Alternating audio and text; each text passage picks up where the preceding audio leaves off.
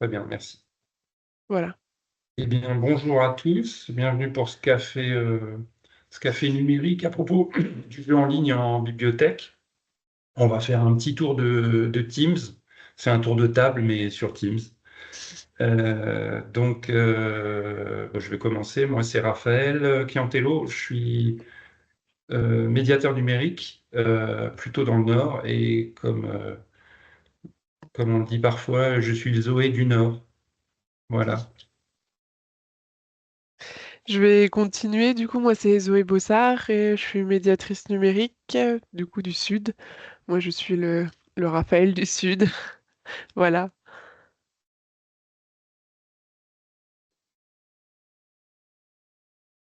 Mathieu, si tu le veux bien. Je m'appelle Mathieu, je travaille dans un site ouvert au public de la bibliothèque d'Alsace. Je travaille à la médiathèque de Sarre-Union.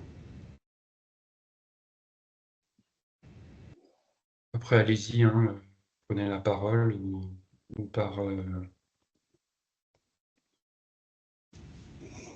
Alors moi je m'appelle Delphine Tuette et donc je suis responsable de la médiathèque à Ferrette, donc dans le sud du Haut-Rhin.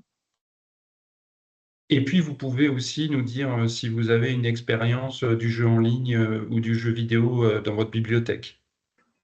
Alors à Ferrette, non, on n'a rien pour le moment, mais on a quand même, on est équipé en ordinateur. Donc c'est quelque chose qu'on cherche à développer, mais comme on est une toute petite équipe, il faut qu'on trouve une solution pratique et efficace, j'ai envie de dire. Donc, Armel. Texte. Est-ce que l'un d'entre vous peut lire le texte à Armel? Parce que là, je... Hop. Alors,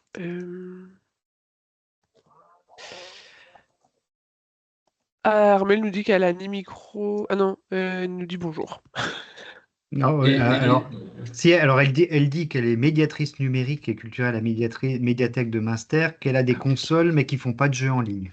D'accord, Ah, ils ont aussi des PC Ok, d'ailleurs. j'ai pas. très bien. Merci Stéphane, j'ai pas le texte. La bonne. Et ouais, quelqu'un d'autre? Stéphane, je pense que tout le monde te connaît, mais Ouf, tu es bien, tu es bien valorisant, mais bon, pas forcément. Donc moi, je suis Stéphane D'Angèle, je suis chef de projet numérique à la bibliothèque d'Alsace. Donc je travaille avec Zoé et Raphaël.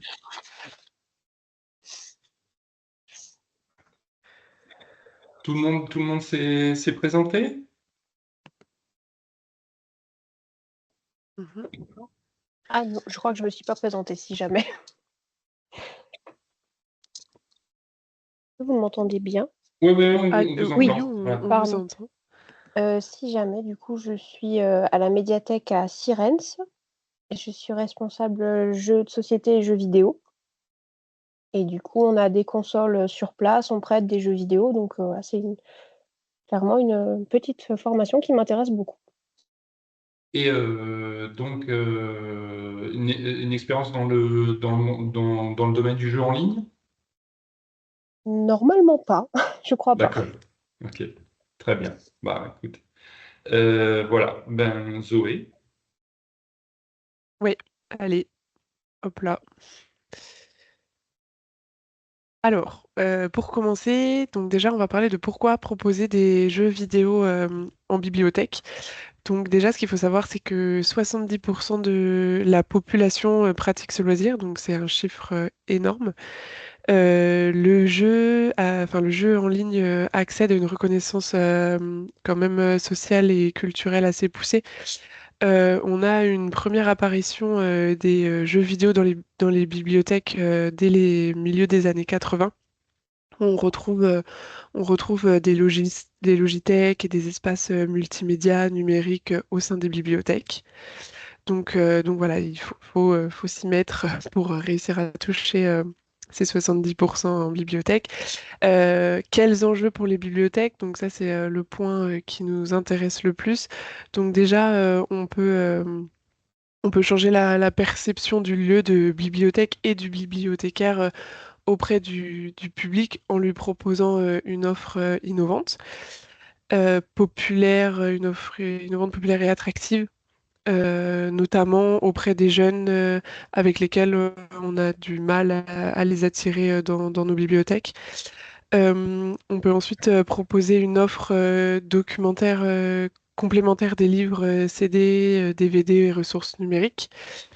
On peut aussi, comme enjeu, créer du lien entre les usagers, donc au travers des séances autour du jeu en ligne, d'initiation, d'animation avec des ateliers, par exemple à thème, des démonstrations, des tournois, on peut envisager tout ça pour tous les publics de la médiathèque, donc faire un panache des jeunes, familles, ados, seniors, abonnés, non abonnés. En fait, voilà, où tout le monde peut être convié autour du jeu. Et ensuite, le dernier gros enjeu, c'est légitimer une pratique et un loisir de plus en plus répandu, hein. Donc 70% de la population, c'est quand même pas mal. Euh, mais aussi répandu beaucoup dans les médias et qui est quand même une grosse emblématique de la culture numérique. Voilà pour les enjeux et pourquoi proposer des jeux vidéo en bibliothèque. Donc ensuite, on va parler un petit peu des plateformes en ligne, on va dire assez basiques, qui proposent des jeux en ligne assez basiques. Un que moi j'ai pu mettre en place et qui marche très bien de par mon expérience passée, donc c'est clickmousse.fr. En fait, c'est une plateforme de jeux de Scrabble en ligne ou en duo ou contre un ordinateur. Voilà. Donc là, on touche vraiment pas mal de public. Ça peut être adolescents, adultes, seniors. Il y a quand même un petit penchant pour les seniors pour cette plateforme parce que le Scrabble, c'est quelque chose qui marche très très bien auprès d'eux. Moi, je l'ai mis en place dans le cadre, pardon, de la lutte contre l'isolation sociale et la lutte contre l'électronisme, c'était une façon ludique de les encourager à faire du numérique et en fait à reproduire ça du coup de chez eux avec des outils assez simples parce que ça marche avec un téléphone, ça marche avec une tablette, ça marche avec un ordinateur et en fait de chez eux ils pouvaient avec quelqu'un d'autre, un ami, jouer au Scrabble. Donc voilà, il y a aussi sur cette plateforme, pas que le Scrabble, hein, il y a aussi le Sudoku, le Méli-Mélo, le jeu du pendu et plein d'autres. Donc voilà, Dans, c'est une dans- plateforme dans le très cadre, intuitive. et Ouais. dans le cadre de ce genre de démarche, de mon côté, j'avais fait des ateliers de sensibilisation à tout ce qui est ordinateur, et j'avais une demande assez forte de la part de seniors sur jouer à la belote en ligne. Et il y avait pendant presque 2 ans, en l'occurrence à Cels, des seniors qui venaient et qui régulièrement demandaient à jouer aux cartes en ligne. Et il y avait différentes possibilités. Et ça a été un marchepied pour des gens jusqu'à 80, 85 ans de prendre une souris et puis de s'intéresser à ce qui était informatique. Et donc c'était du jeu en ligne aussi. Mm. Bah, ce qui nous amène en fait sur l'autre plateforme du coup Crazy Game, ou alors je sais pas s'il y a la belote, mais je sais qu'il y a par exemple le solitaire, enfin ouais, il y a des jeux de cartes. Donc il faudrait regarder par hasard s'il y a, parce que je sais qu'il y a le Rami, donc voilà. Donc en fait, Crazy Game, c'est une plateforme de jeux en ligne gratuit sur ordinateur où en fait là il y a un panel de choix de jeux illimité presque, avec du coup plusieurs catégories. Il y a des jeux de stratégie, des jeux de réflexe, des jeux tendance, etc. Enfin voilà, on retrouve vraiment plein de jeux. Alors c'est des jeux assez basiques parce que c'est une plateforme qui est gratuite. Donc on n'a pas des jeux très connus, mais après on a des jeux qui essayent de s'en rapprocher beaucoup. L'intérêt de cette plateforme, c'est déjà d'une part sa gratuité, sa facilité d'accès, parce qu'on n'a pas besoin d'installer de logiciel ou quoi que ce soit. En fait, ça marche via n'importe quelle page internet, on tape Crazy Game et puis on a accès.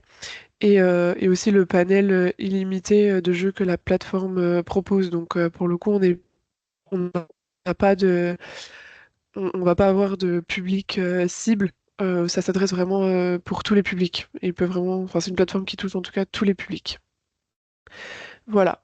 Ensuite, je vais laisser Raphaël parler de Steam, du coup. Donc Steam c'est un portail sur lequel on peut créer un compte et se connecter pour jouer à des jeux vidéo mainstream, hein, des jeux vidéo importants. On a un outil qui nous permet aussi d'utiliser Steam, c'est le casque VR. Et on peut aussi jouer en ligne avec ce casque VR. Euh, pour l'instant, c'est un peu compliqué parce que il y a des cartes Steam qu'on peut acheter. Alors, tout dépend de vos possibilités d'achat, mais avec un mandat administratif, pour l'instant, c'est un peu compliqué. Euh, En tout cas, on peut en acheter dans des commerces qui acceptent ces mandats administratifs. Là, il faut avoir une démarche. Est-ce que tous les jeux peuvent être utilisés en bibliothèque? Est-ce qu'un jeu où on tue des zombies, est-ce que c'est vraiment, ça va rentrer dans ce qu'on attend de nos bibliothèques? Pas forcément, mais il y a différents jeux, on en parlera plus tard, qui peuvent être présents sur Steam, mais qui sont aussi présents sur les consoles. Et là, j'en dis trop pour la suite. Voilà, on va en parler après.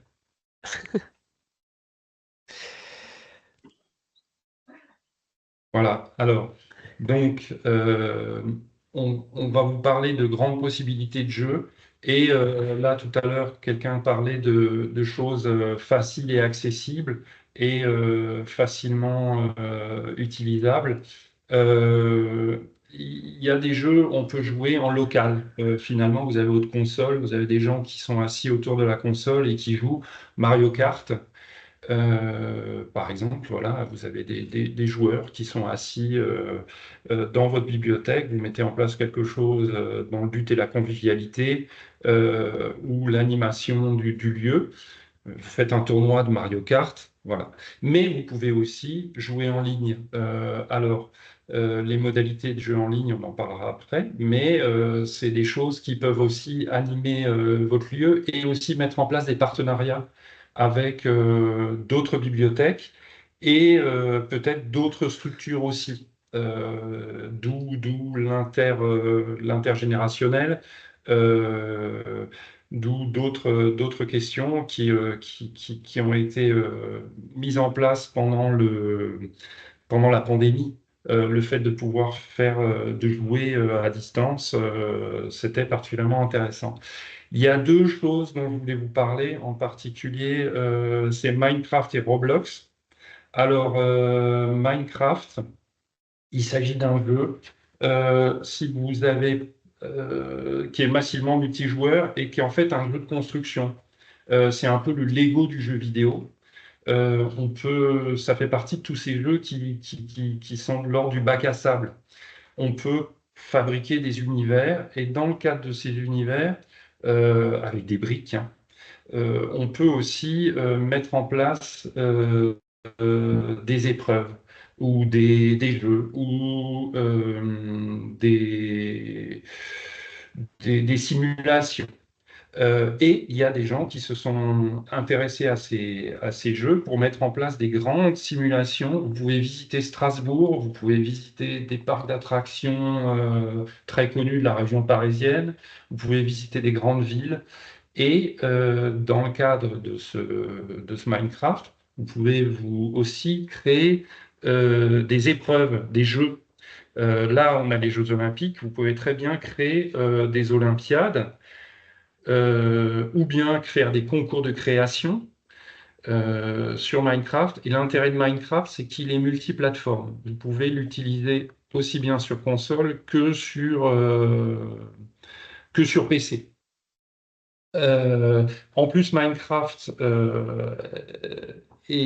propose différents types de jeux. Il y a le Minecraft classique, Il y a deux jeux qui sont plus des jeux classiques où on se promène, on fait se promener des personnages et où il y a une aventure. C'est moins de l'ordre de la construction. Et il y a aussi un Minecraft éducation qui s'adresse aux 8 et aux 18 ans et qui tourne autour de l'éducation numérique et qui a créé un jeu qui s'appelle CyberSafe Good Game et qui permet de développer les bonnes pratiques du jeu en ligne. Donc ça, c'est particulièrement intéressant. Donc c'est de l'éducation numérique et aux jeux vidéo en particulier, et sur la bonne pratique que d'être joueur, et aussi on est protégé quelque part au niveau du chat. On ne peut pas tomber sur n'importe qui, n'importe comment. On en parlera après. Voilà. Donc là, il y avait ces idées d'Olympiade, des jeux entre deux bibliothèques, par exemple, ou bien de mettre en place aussi des jeux intergénérationnels. Les possibilités sont nombreuses. Et il y avait des idées là, qui me sont venues par rapport à particulièrement deux concepts. Ce serait, par exemple, il y a aux États-Unis en particulier, il y a ce qu'on appelle les safety towns, c'est des villes pour développer la sécurité routière. Donc, ce n'est pas des vraies villes, hein, et on peut très bien mettre en place quelque chose avec la police municipale ou avec, dans votre commune, ou avec la ville par rapport à la sécurité routière. Comment traverser une rue correctement, comment circuler en vélo, ce genre de choses, ou bien en partenariat avec des associations de commerçants et d'artisans, de construire une ville dans Minecraft où chaque jeune pourrait construire un commerce, construire un artisan, le siège d'un artisan, et le faire pas forcément tout le monde ensemble, mais les uns après les autres, construire sa maison, et faire par exemple un concours autour de ça. Il y avait quelque chose avec Minecraft, c'est que finalement, on peut très bien jouer en ligne et aussi on peut jouer en ligne de manière détournée, c'est-à-dire que ce ne sera pas vraiment du jeu en ligne, mais comparer le résultat en faisant des captations d'écran, faire un concours de construction. Et selon que l'enfant ou le jeune soit passé, on fait une captation de l'image de ce qu'il aura mis en place. Et on peut faire un concours, faire un jury, confronter les différentes choses qui ont été produites. Voilà.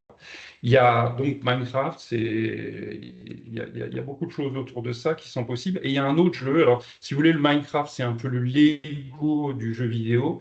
Et en quelque sorte, il y a aussi un peu le Playmobil du jeu vidéo. Ben, c'est Roblox. Et Roblox, c'est aussi un jeu bac à sable. Et là, on peut par exemple faire des courses d'obstacles. Ou bien faire des tycoons qui sont des simulations. Et il y a un peu les mêmes choses avec des épreuves sportives qu'on peut créer et ou des constructions. Et on peut aussi créer des escape games. Et alors, ces deux jeux sont aussi couplables avec les casques VR, y compris les plus anciens. Voilà. Roblox, c'est gratuit. Ça peut être sur PC, sur Mac, sur tablette, sur mobile iOS, sur Android. Et l'intérêt de ce jeu, c'est qu'on peut créer son propre jeu autour de ça.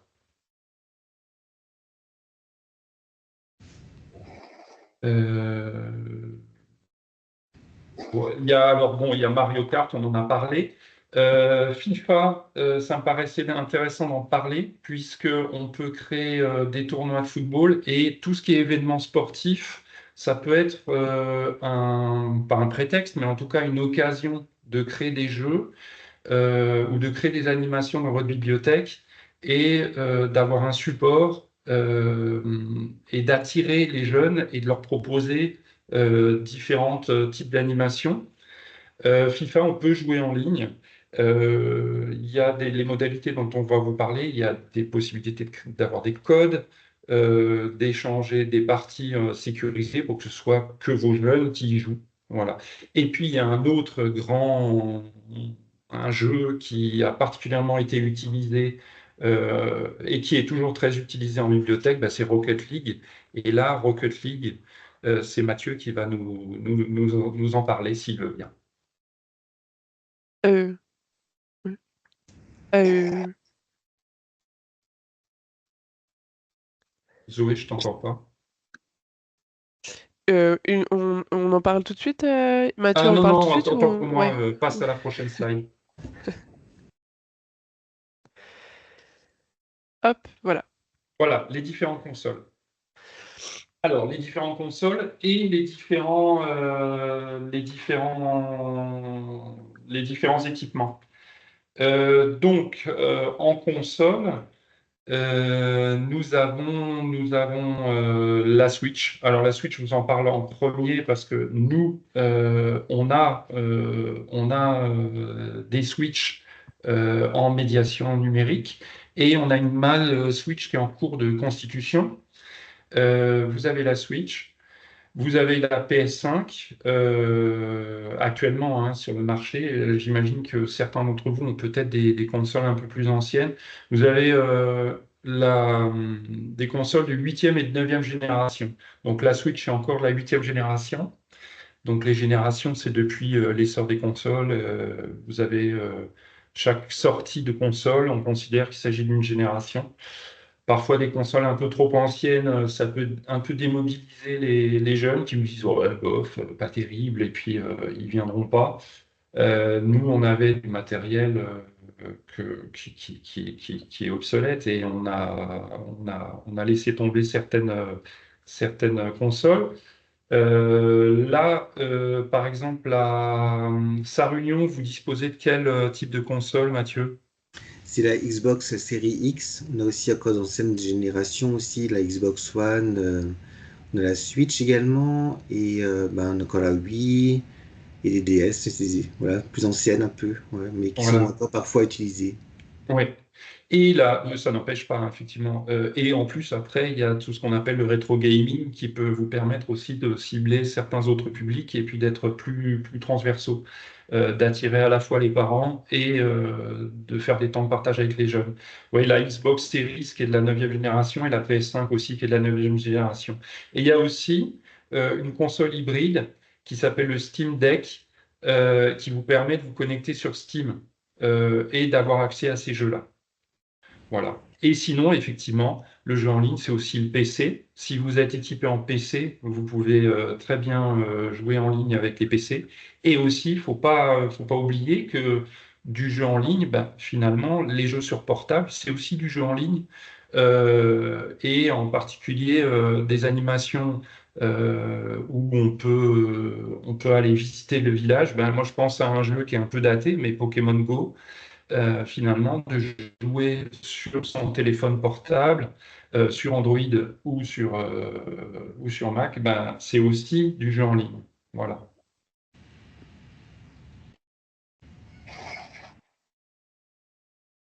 Donc, il y avait Jean Keller, qui est à Villers.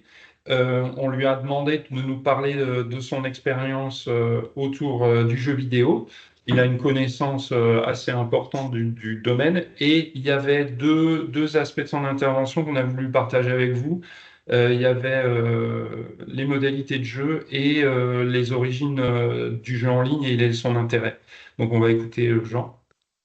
On a essayé de faire un court extrait parce que il nous a parlé longtemps de son expérience, donc on a fait un court extrait. Donc je pense que ça va. J'espère que ça va aller. Vous me dites si vous entendez bien, juste?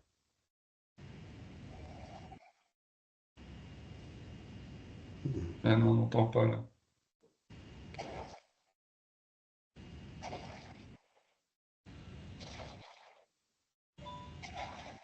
Non, moi j'entends rien. Non. Non, on n'entend pas. Est-ce que tu as fait partager avec le son de l'ordinateur? Bah, j'arrive pas à l'arrêter déjà. Il veut pas se taire. Voilà. Alors. Lalalala.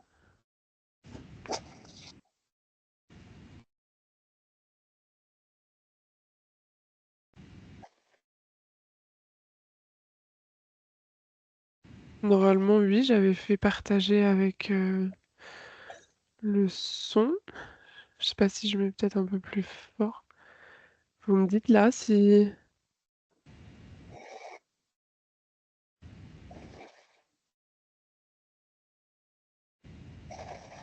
vous Non, entendez? non. Non. Non. Alors, peut-être que c'est le fait que tu as intégré le fichier dans la Oh. présentation. Peut-être que Mm. du coup, Teams ne prend pas en charge. Est-ce que tu as le fichier à part? Peut-être que si tu lances le fichier à part, le son fonctionnera. À mon avis, c'est un truc de Teams hein, qui prend peut-être pas en charge les fichiers intégrés. On découvre tous les jours des choses sur Ok. Teams. Alors, c'est pas, je vais aller voir si je le trouve. Euh,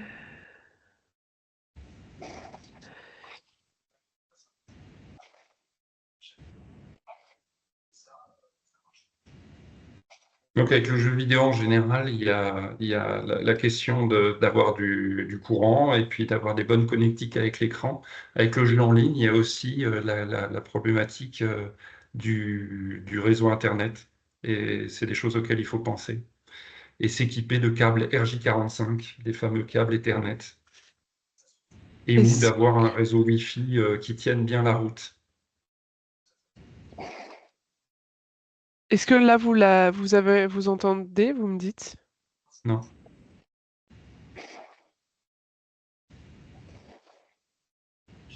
Non, vous entendez pas? Écoute, non. Écoutez, moi je vous propose qu'on continue, Ok. si ça vous va. Zoé, Oui, ouais, oui, voilà. vas-y, on reviendra après. Voilà, ouais. Du coup, on va parler des jeux EMI en ligne, du coup, qui sont aussi d'actualité et qui sont une façon un peu plus ludique de répondre à cette problématique-là. Ils permettent aussi de sensibiliser le jeune public donc aux problématiques de médias et l'information. C'est des jeux qui sont totalement gratuits et qui ont été créés pour répondre à ces objectifs des EMI. Donc on a le premier avec Escape Fake qui en fait est un jeu qui propose aux joueurs et joueuses de créer leur avatar en tant que stagiaire. Et en fait, lors de son stage, le stagiaire journaliste, du coup, c'est dans une entreprise de journalisme, il se voit confier le rôle fondamental de la vérification des informations qui tombent. Et donc voilà, en fait, il doit répondre, enfin, il doit suivre le cours de l'histoire, il doit répondre à vérifier les informations, apprendre à vérifier les informations. Et donc voilà, c'est un jeu qui est totalement gratuit en ligne et qui a, c'est un des jeux les plus connus dans les EMI en ligne parce qu'il est beaucoup utilisé et il répond bien aux attentes et il a une bonne accroche avec les jeunes. On a aussi le jeu d'attaque. Donc, ce jeu, c'est un jeu enfin, qui est centré sur les problématiques du big data et de la protection des données personnelles. Il est plutôt destiné aux adolescents et en fait, il met également dans la peau d'un stagiaire, mais un stagiaire du maire de la ville data, du coup.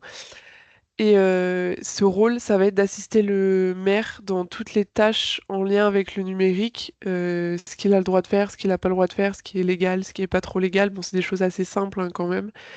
Et en fait, voilà, donc il y a des petits pièges parfois. Il y a aussi des fois où il faut aller assez rapidement. Enfin voilà, il y a un enjeu un peu de temps pour mener à bien la mission. C'est un jeu qui plaît pas mal aussi du coup aux adolescents. Il est assez attractif et assez prenant. Pour l'avoir testé, j'ai pas réussi du premier coup. Ensuite, on a Chasseur d'infos. Donc, dans Chasseur d'infos, le rôle, c'est on est un jeune blogueur passionné par l'actualité. Et en fait, il faut faire le tri également parmi les informations et dénicher en fait le scoop qui va faire rêver tous les journalistes et à l'inverse, il faut chasser du blog toutes les fausses informations qui circulent pour en fait réussir à devenir un journaliste professionnel et être le meilleur journaliste. Et ensuite, le dernier, on a vérité ou mensonge. Donc là, le jeu, il est bien fait parce qu'il propose 3 niveaux, donc débutant, intermédiaire et expert. Et en fait, il y a 15 questions et voilà, donc là, c'est sous forme de quiz. Et donc les questions sont données après les résultats. Si on rejoue, il y en a constamment des nouvelles. Et donc là, en fait, ce qui est intéressant, c'est de potentiellement organiser des battles sur ce jeu-là avec plusieurs groupes ou alors des séances EMI où tout le monde joue ensemble. Mais les battles, c'est quelque chose qui marche assez bien pour ce jeu-là. Voilà pour les jeux EMI. Donc, on va passer à la suite. Oui, du coup, là, on a Mathieu Félix qui nous fait la gentillesse d'être présent aujourd'hui pour parler de son expérience avec Rocket League, du coup, le fameux jeu Rocket League. Donc, Mathieu, je te laisse la parole et merci encore d'être là. Merci. Je vais partager mon écran. Alors, faut peut-être que j'arrête le mien, du coup. Je vais voir si ça fonctionne. Ouais. Pour montrer quelques photos, c'est plus parlant. Ça fonctionne? Alors, moi, non.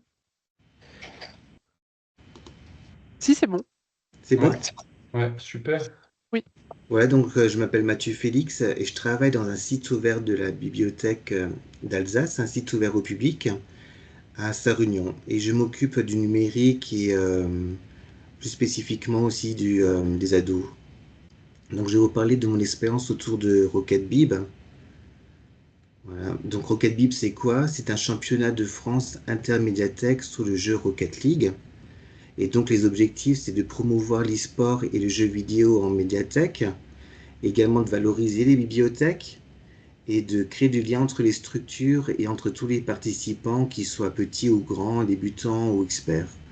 Alors voilà, pour les personnes qui connaissent peut-être moins Rocket League, c'est un jeu comme un jeu de foot, mais au lieu d'avoir des personnages, ce sont des petits véhicules qui doivent marquer des buts. Et c'est un jeu gratuit. Vous pouvez en fait y jouer en local, mais également en ligne, et qui est disponible sur toutes les plateformes, PlayStation, Xbox, Switch, mais également PC. Il est également cross-platform, ce qui fait que les personnes sur PC peuvent également jouer sur les joueurs consoles, et les joueurs Xbox peuvent également, par exemple, jouer contre des personnes qui sont sur PlayStation. Donc ça a été imaginé par deux médiathécaires joueurs de Rocket League. Et donc il a réuni 30 médiathèques en 2023 et 24 bibliothèques en 2024. Le vainqueur 2022 et 2024, c'était la bibliothèque de Verdun. Et le vainqueur 2023, c'était la bibliothèque d'Anor. Là, vous pouvez voir aussi la bibliothèque les joueurs de Verdun ont été accueillis à la mairie de Verdun, voilà, pour les féliciter et pour les mettre en valeur. Alors l'e-sport mobilise les mêmes valeurs que le sport traditionnel ou les valeurs qu'on souhaite transmettre en bibliothèque, comme l'esprit d'équipe, le dépassement de soi, la rigueur et l'investissement, l'endurance et la gestion de la pression, le respect, le fair play et l'entraide. Voilà, c'était en fait organisé sur deux temps forts. Donc la première phase, c'est la phase de groupe. Donc les bibliothèques ont été réparties dans différents groupes et les deux meilleurs ont pu ensuite accéder à la phase finale. Donc c'est avec la phase de quart de finale, demi-finale et finale. La composition des équipes devait rester inchangée du début à la fin. Les joueurs s'engageaient à participer à l'ensemble des rencontres. Il y avait deux niveaux également cette année qui étaient proposés. L'an dernier, tout le monde était en fait mélangé. C'était un peu frustrant pour les moins forts. Et cette année, ils ont créé en fait des niveaux. Donc voilà en fait notre équipe de 2023. Donc une équipe composée de 10 personnes. C'était en fait le maximum. Ils avaient entre 11 ans et 16 ans. Il y avait 30 bibliothèques qui ont participé à cet événement. Et donc, il y en avait deux qui étaient en Alsace, donc Plopsheim et Sarre-Union. Ce qui était plaisant à voir aussi, c'était de voir en fait sur la carte sa Réunion représentée à côté des grandes villes. Donc ça, c'était quelque chose en fait comme de valorisant. Donc nous avons également décidé de faire en fait tout un parcours numérique, donc ça reste pas que du jeu vidéo, mais qui puisse également utiliser d'autres outils pour favoriser l'interconnaissance et rompre la glace facilement. Donc voilà, en fait on a fait un cycle entier pour qu'ils puissent découvrir d'autres outils numériques. Et parmi les objectifs de la bibliothèque d'Alsace, donc en fait de favoriser la bibliothèque lieu de vie, de lutter contre l'électronisme et de favoriser l'engagement citoyen, c'était vraiment en fait une bonne manière d'impliquer ces jeunes. Et donc il fallait en fait tout créer de A à Z. Donc ils ont créé en fait, ils ont d'abord voté pour le nom de leur équipe. Ils ont créé leur propre logo sur Canva.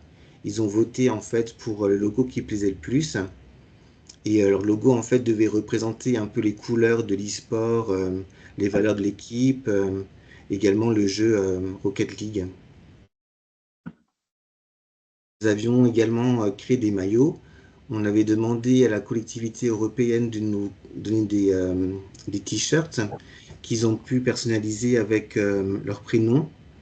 Et les mamans aussi se sont pris au jeu, en fait. J'ai vu, en fait, des parents très investis et qui mettaient en fait d'eux-mêmes également pour leurs jeunes. Ils ont également pu utiliser l'imprimante 3D, donc c'est du matériel qu'on avait emprunté à la bibliothèque d'Alsace. Donc là aussi pour des gains de temps, on a utilisé un fichier. C'est pas un fichier qu'ils ont créé eux-mêmes, mais ils ont pu en fait imprimer, comme l'impression en fait est comme assez longue. Donc la phase d'entraînement aussi, c'était vraiment le moment privilégié pour tester des choses, pour l'entraide, pour partager des astuces, pour débriefer sur certaines actions, etc. Et la phase de match. Donc on avait en fait 6 matchs cette année. Et donc effectivement favoriser en fait des bonnes machines, hein, parce qu'on a comme rencontré des problèmes nous avec l'ancienne Xbox One, des problèmes de lenteur, donc on était bien content d'avoir la Xbox Series X. On a vu en fait d'autres équipes utiliser en fait des postes personnels, hein, donc des PC avec leur propre écran, alors que là en fait chez nous c'est des écrans partagés. C'est des choses en fait aussi des fois qui comptent dans la manière d'utiliser le jeu. Et n'hésitez pas aussi à faire des tests auparavant, de tester aussi d'avoir une bonne connexion Internet. On avait des fois des coupures, donc il fallait passer par une partage de connexion par le téléphone. C'était pas toujours facile. Les matchs ont également été diffusés en direct sur notre chaîne Twitch et en différé sur notre chaîne YouTube. Alors, au-delà en fait du jeu vidéo, c'était en fait une belle aventure humaine, hein. Donc, j'ai trouvé vraiment des jeunes très engagés. Il n'y avait pas de problème d'absence durant les matchs, ou alors c'était vraiment pour des raisons vraiment valables. Ils se sont remplacés les uns les autres. Et voilà, ils étaient très fiers de représenter la médiathèque, très fiers de représenter sa réunion. Des parents en fait également très engagés. On a partagé parfois des petits 4 heures en fait après certains matchs. Donc ça permettait de favoriser l'interconnaissance. J'ai trouvé vraiment une équipe soudée. Moi-même en fait je faisais partie de l'équipe. En fait je faisais le lien entre eux, entre l'autre bibliothèque, les adversaires et en fait les équipements de la médiathèque. Il y avait toutes sortes de profils, hein, dans ce groupe. Et c'était en fait également ça leur force, c'était leur différence. Et voilà, en fait, un des jeunes également, Romain, nous aide aujourd'hui à animer des jeux vidéo. À la Bosse en jeu, c'est un festival du jeu qui se passe un week-end d'avril. Il y avait également un certain engouement autour de cet événement. Donc en fait, on était couvert par la presse, donc les DNA, le Républicain Lorrain. Il y a également la commune qui a valorisé nos joueurs sur leur site internet, mais également dans le bulletin municipal. Nos publications sur Facebook ont également été régulièrement partagées par la page officielle de Rocket Bib. Et nous apparaissons également dans Livre Hebdo pour le guide Le Grand Prix des bibliothèques.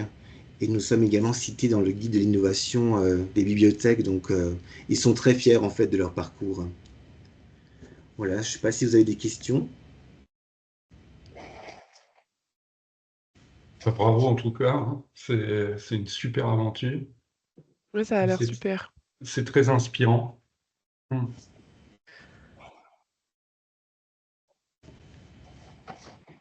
Donc la volonté, c'était vraiment en fait voilà, de faire un cycle autour du numérique et pas que du jeu vidéo. Hmm. Et voilà, en fait, Rocket League s'y prêtait très bien à cette rencontre. Et comme c'est un jeu gratuit, donc du coup accessible à tout le monde. Hmm. Merci beaucoup, Mathieu. Merci. Oui, merci Mathieu. Merci. Du coup, est-ce que vous voyez à nouveau mon écran? Oui, Oui, mais alors c'est pas le bon. Hop, euh, voilà.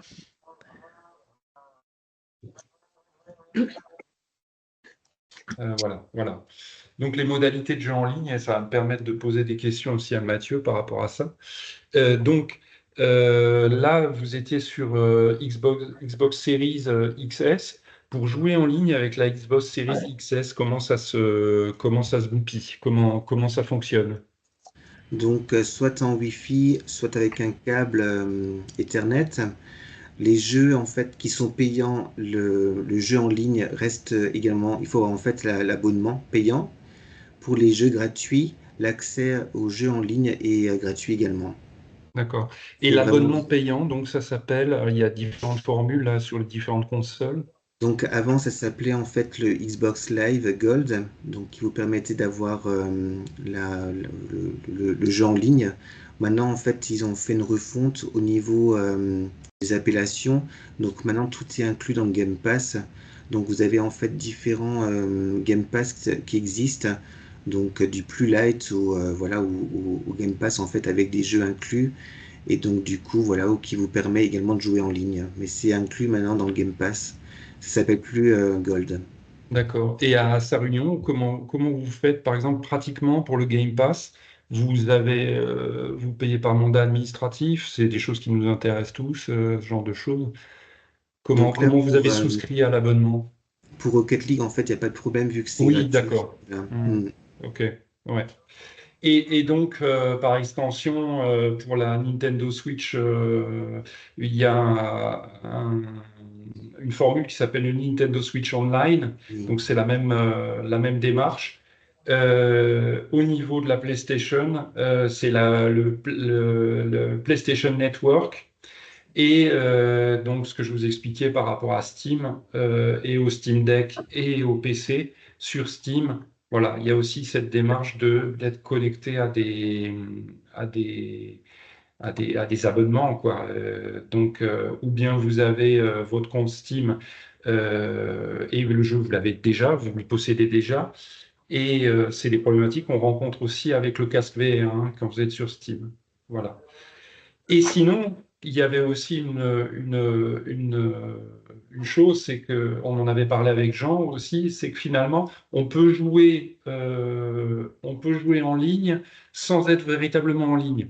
En gros, pour vous expliquer, j'ai déjà un peu évoqué la chose, on peut partager des scores à distance avec une autre bibliothèque, c'est-à-dire que euh, vous utilisez les outils, par exemple, ça peut être Discord, ça peut très bien être Teams, ça peut très bien être Twitch et vous pouvez jouer avec d'autres à distance et selon vos possibilités et vos moyens, partager des scores ou bien faire des captures d'écran ou faire un tournoi en jouant pas vraiment ensemble, mais en donnant les durées de course, ce genre de choses.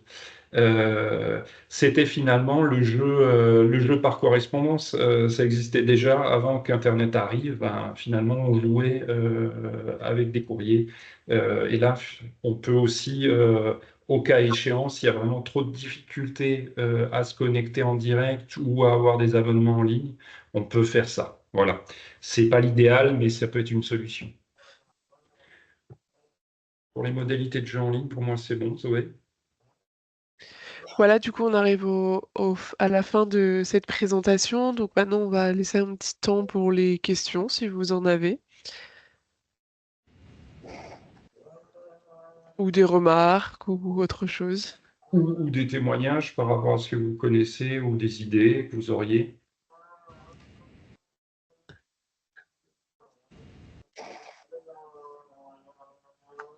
Ah, Stéphane, je crois.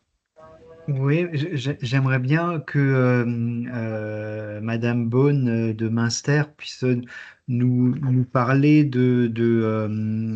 parce que j'étais déjà allé à Münster et j'avais vu que vous aviez effectivement des PC prévus pour jouer en ligne. Alors, j'aimerais savoir comment vous gérez, ou alors peut-être que vous les avez réaffectés à autre chose, j'en sais rien. Mais si vous les utilisez toujours pour du jeu, comment est-ce que vous gérez ce matériel-là? Parce qu'évidemment, on on se doute bien que c'est pas simple de mettre des gens devant un ordinateur et d'espérer qu'ils fassent tout correctement et dans les règles.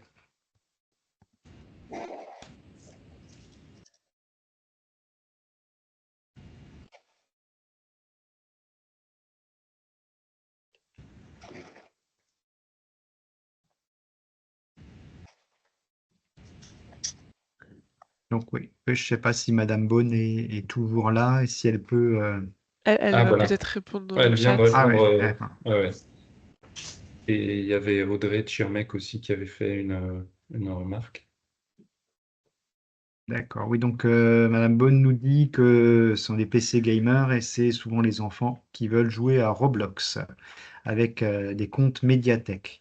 Tiens, ah, c'est intéressant ça. Il existe donc des comptes Mediatek sur Roblox. Mm. Oui, Fortnite, tout à fait. Ah ouais, effectivement. Est-ce que ça, l'intérêt culturel est là, toute propos, enfin, en étant réaliste, hein. Effectivement, c'est du jeu de combat pur et dur, même si ça se veut coloré et amusant. Ouais, effectivement. Fortnite, attention à l'âge. Ah oui, ok. Donc c'est la difficulté. Les ordinateurs sont en accès libre. Audrey Schirmeck, Nedelec nous disait ça donne des idées même s'ils ont un seul PC et même avec un seul PC, je pense qu'il y a des choses qui sont possibles. On voit souvent cette image d'enfants dans les années 90 qui sont 8 autour d'une console et finalement les photos que Mathieu a partagées où il y a plein de jeunes qui sont assis sur un canapé et qui créent du lien social autour d'un seul écran. Ben, ça montre bien que effectivement, on peut concevoir des choses même autour d'un seul écran et autour d'une seule machine. Et, ça peut très bien être à tour de rôle, ça peut très bien être ensemble,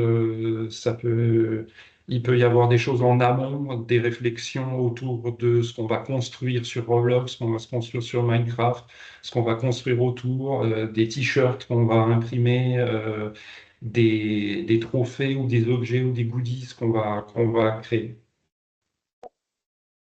Ok, ils sont limités à 1 heure pour Armel autour du jeu vidéo en libre accès. Quel type de jeu vous proposez en dehors de Fortnite et de Roblox?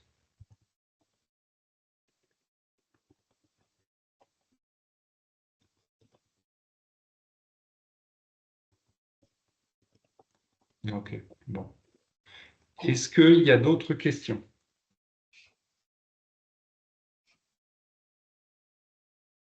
J'ai un ton un peu vindicatif, non, mais on espère qu'il y ait d'autres questions.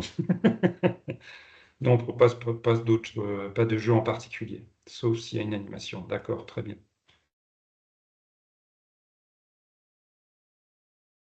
Est-ce que vous avez peut-être...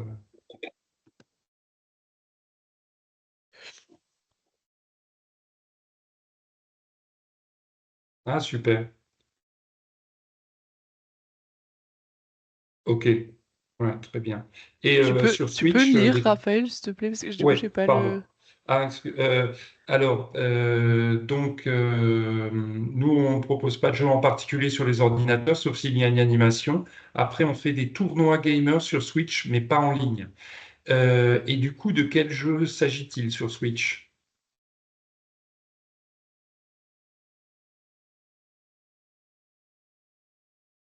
Mario Kart, ok, très bien.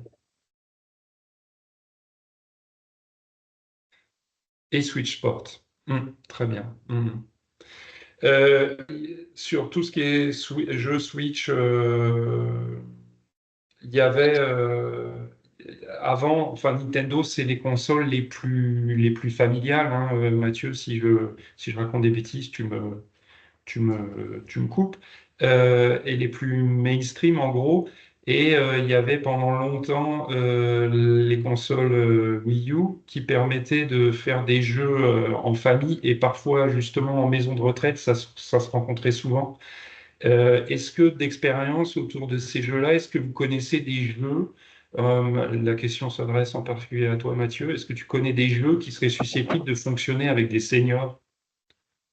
On avait fait l'animation en EHPAD, donc du coup, un groupe de jeunes gamers en fait de chez nous m'a accompagné en fait à l'EHPAD et on a créé des binômes avec les personnes âgées. Et donc, c'est en fait un jeu classique hein, que tout le monde connaît. C'était en fait avec la Wii, c'était avec le bowling, c'était Wii Sport. Et en fait, il y a toujours la déclinaison qui existe aujourd'hui sur Switch, donc c'est toujours possible de le faire. Mais c'est ce Ouais. qui fonctionne bien, ouais, ouais, ça fonctionne très bien. Et le geste en fait est facile à reproduire.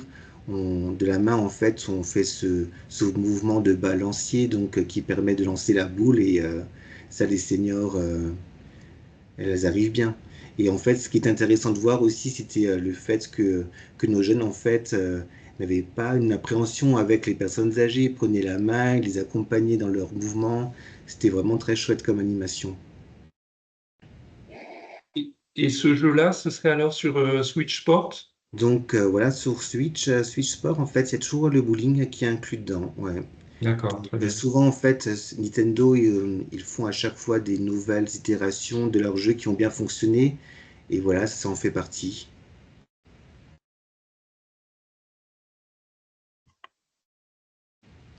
Est-ce que ce genre de jeu, alors Audrey de Schirmeck nous écrit, est-ce que ce genre de jeu avec les seniors, bowling ou autre d'ailleurs, peut être utilisé via un vidéoprojecteur et un PC connecté ou autre? Je suis non informatique, désolé. Non, non, il n'y a pas de question, oui.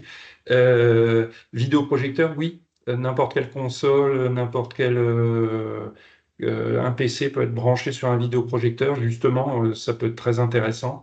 Il faut un vidéoprojecteur qui tienne un peu la route et qui peut fonctionner sans trop de noir, quoi, parce que s'il fait tout noir, on n'y voit rien et puis on peut pas bouger.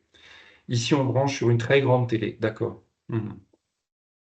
Juste Effectivement, faire le attention, rétroproge, c'est un outil idéal. Excuse-moi, Mathieu, vas-y. non, pardon, excusez-moi. Juste Je avec t'en prie. les seniors, en fait, faire attention à bien mettre le bracelet en fait autour des poignets. On avait un accident en fait, une personne qui a lâché sa manette et qui est tombée sur, enfin, qui a atterri sur l'écran. Donc c'est quelque chose en fait à prendre en compte. Ouais. C'était déjà la panne classique à l'époque de la Wii U. Oui.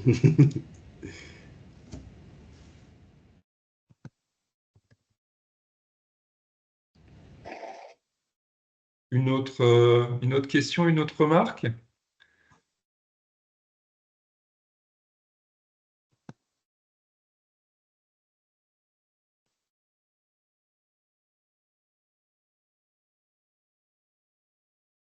Zoé? Non, moi j'ai pas. Ouais. Est-ce qu'éventuellement, Stéphane, tu avais quelque chose à ajouter? Non, pas spécialement, sauf que effectivement mais on n'a pas encore abouti là-dessus. On a étudié parce on a acquis des PC qui peuvent être des qui sont des PC gamers d'ailleurs pour un de nos sites ouvert au public.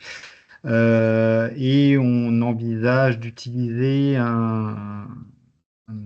un système Steam qui s'appelle Steam Cybercafé, qui est prévu pour les cybercafés, mais qui fonctionne aussi pour les bibliothèques ou pour les écoles d'ailleurs aussi, qui est un système on va dire, d'accès aux programmes, notamment gratuits de Steam, et de gestion, on va dire, de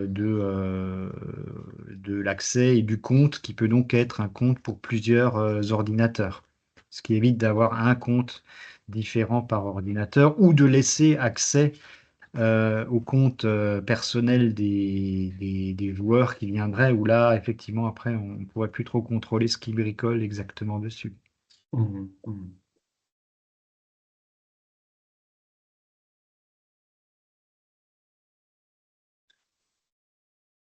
Bah, écoutez, on va conclure. Alors, si vous n'avez pas d'autres questions, vous n'hésitez pas à nous contacter, Zoé et moi, et on est là pour répondre à vos questions, pour vous accompagner dans vos projets. Voilà. Juste, j'avais une petite question. Est-ce que vous parliez d'une malle Switch ou quelque chose comme ça, un outil à emprunter? On aura l'info par les bibliothécaires référents quand elle sera dispo? Stéphane, peut-être tu as... Oui, oui, oui, l'information, on va dire, sera transmise également aux bibliothécaires référents qui pourront vous le relayer et sera également intégré sur nos systèmes informatiques pour pouvoir être réservé comme les autres malles. Alors, là où on en est là-dessus, c'est qu'on a tout le matériel, hein. Raphaël et Zoé, on a tout le matériel Hum. pour la constituer, y compris des jeux, un certain nombre de jeux, enfin, pas mal de jeux quand même. Une très grosse vingtaine. Voilà, pour l'instant, avec d'autres qui vont être encore achetés aussi, hein, prochainement. Plus la console, tout ça. Et donc, ça va être mis en service dans les prochains mois, on va dire, hein, Raphaël et Zoé, c'est ça, hein. Oui, à la rentrée, oui. Voilà, Raphaël et Zoé anticipent à la rentrée. Je voulais pas Bah, c'est m'engager super sur en une fait date. pour nous, ça nous permet de pouvoir tester aussi, de voir si c'est quelque chose qu'on pourrait acquérir au niveau de la Hum, bibliothèque. Donc, hum, hum. c'est chouette que ça puisse être mis en circulation. Et donc, il se trouvait qu'on prêtait des écrans, et là, donc, dans cette malle, on s'est rendu compte que les écrans, vous en aviez tous, et donc, dans cette malle, il y aura la console et les jeux, et différents accessoires. Ok, nickel. Ben, on arrête.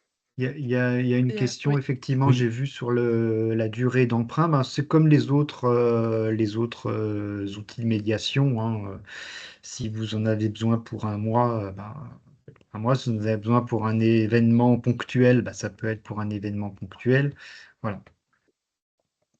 Mais comme on n'en a qu'une seule, effectivement, on ne peut pas vous dire, on vous la prêterait à l'année parce que ça serait pas possible, quoi.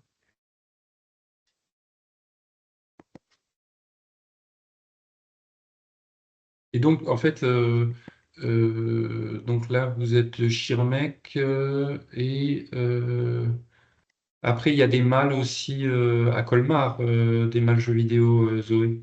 Oui, à Colmar, on a des mal jeux vidéo. On a la Nintendo 3DS, la PS4. On a aussi les casques VR. Tiens, oui, justement, quand tu parles de casque VR, effectivement, on a décidé d'acheter de nouveaux casques de réalité virtuelle. Avec des Meta Quest de dernière génération, 4 ou 3, je ne sais plus, enfin, qu'on va avoir, et qui nous permettront, on va dire, qui vous permettront aussi de pouvoir jouer de manière plus souple que jusqu'à présent. Évidemment, on avait des Oculus Rift qui nécessitent d'être connectés à un ordinateur, alors que là, effectivement, les Quest sont autonomes, quoi, hein. Donc, permettront effectivement, c'est quasiment du jeu en ligne, du coup, effectivement. Très bien. Merci à tous Merci à tous Merci. et n'hésitez pas à nous contacter. et bonne journée. Bonne journée. Bonne journée.